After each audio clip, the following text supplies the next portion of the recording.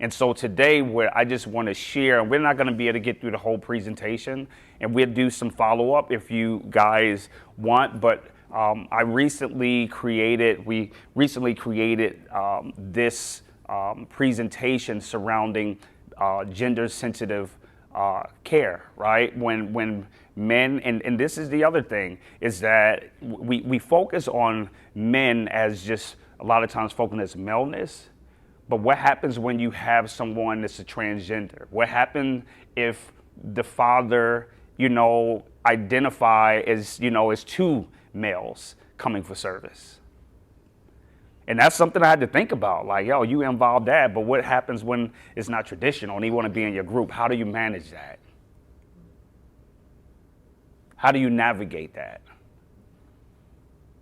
Right, and that's the type of stuff where we became intentional about, really expounding on some of this work. So, so that's what we're gonna do today. We're gonna talk a little bit about being intentional about this in male engagement.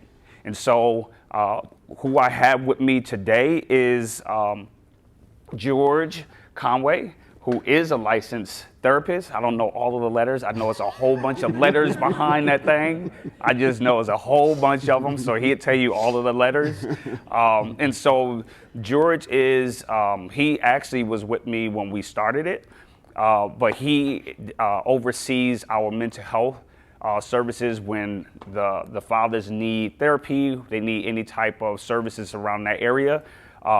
George is the one that provided it. Right, and so we do have community partners that provide that service, but we realize that a lot of times the men that's in our program do not want to go to other agencies to receive that, for stigma purposes or whatever. But with him already having a relationship with them, it's really easy. It's easier for the men to need those services. We had an intern. Just speaking to that, we had an intern who just finished up her work with us just last week, and we implemented this new. And I know all you guys know about ACEs and all that stuff, right? And so what we never really considered, like, hey, let's just see how much trauma these guys have. Is trauma connected to how they parent, right?